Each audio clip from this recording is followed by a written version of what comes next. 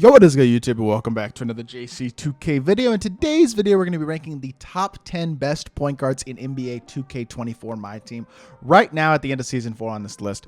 Before we hop into the video, if you haven't already, make sure you hit that subscribe button. Help me push towards the 20,000 subscriber mark on the channel. I'm uploading every single day, trying to hit that by the end of the month of February, which is going to require us about 60 subscribers a day for the rest of the month. Would really appreciate it if y'all do subscribe. And without further ado, let's hop right into it. We got 10 of the best point guards in the game right here. I will say the point guard position has gotten really deep. There's a lot of good cards that are on this list for sure. It becomes very much a matter of opinion in a lot of ways. A lot of the point guards people are using right now are not even on my top 10. Like, it is in a lot of ways a lot of opinions, so keep that in mind. But I have D-Book at 10.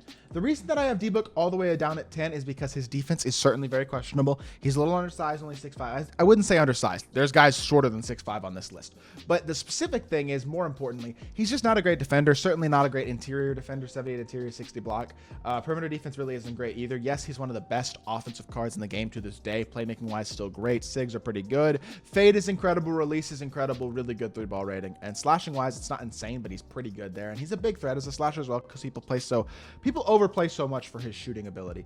Booker's amazing. He's incredible offensively, and his next card will again likely be one of the best point guards in the game. He is an elite level card. It'd be interesting to see if he gets an all-star card that can play the point guard position this weekend.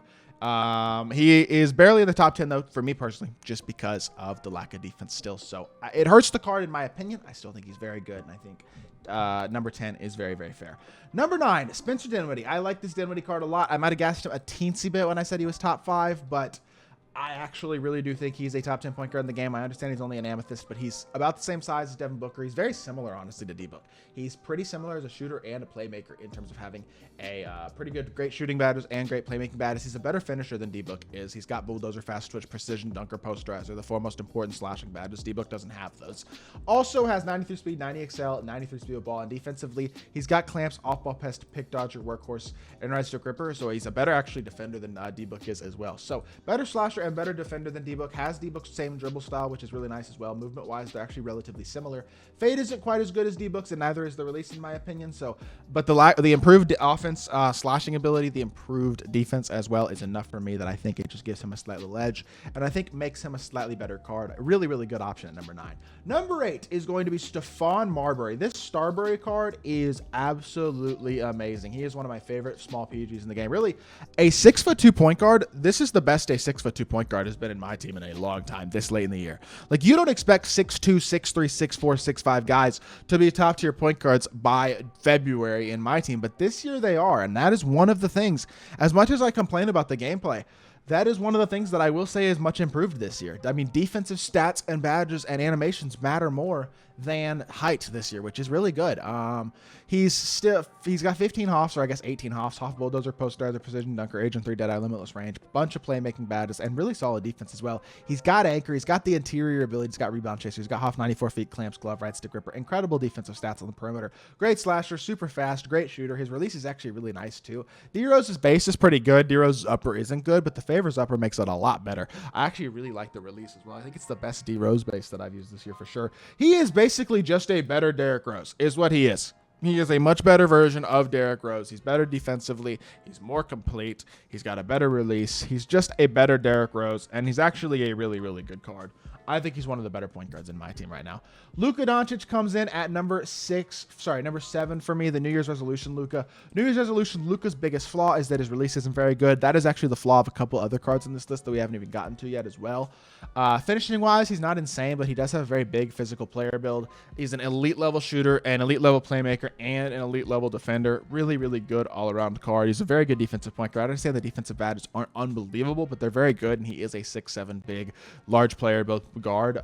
Finishing wise, like I said, I like him a lot as well. And then his playmaking isn't bad. It's just the release isn't elite. Would love to see a Luka card drop in the near future that has changed animations. I would be so happy because he'd be the best point guard in the game if he got improved animations.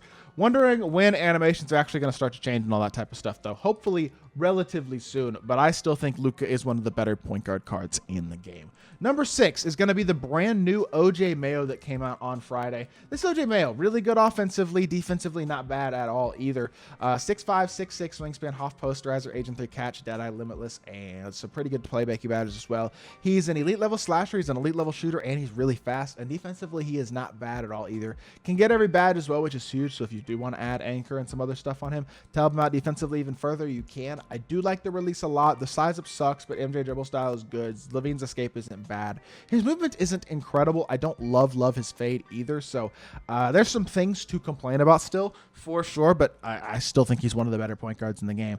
I will say the thing is right now, every point guard in the game has flaws. Literally every single one of them. There's one point guard who I do think is kind of head and shoulders above everybody else, but not by an insane margin, honestly. And even he has some meh flaws, like 6'7", 7-foot wingspan for Amin Thompson at number 5. Like, some people hate this Amin Thompson card. I really like him. He's super athletic and he's big and he's good defensively, but his release is kind of baited. And I mean, not super baited, but it's definitely hitchy and ugly. Like, this Amin Thompson doesn't move insanely well. He's a very good point guard. He's a very good defender. He's an elite level slasher, super athletic, great playmaking ability, and defensively he's quite good. I just think, again, it's tough. I mean, his release isn't incredible. He has a major flaw. Every single card pretty much at the point guard position has some sort of flaw, though. And that leads to where it does become a matter of opinion in a lot of ways when you have so many different cards that are as close to each other as all these guys are. Because like I've said, there's 5, 6, 7 point guards at least that I don't have in this top 10 that are very, very usable online and could compete with the best point guards in the game. So that's just the way this game is right now, though, to be completely honest. And I'm totally fine with it, I guess.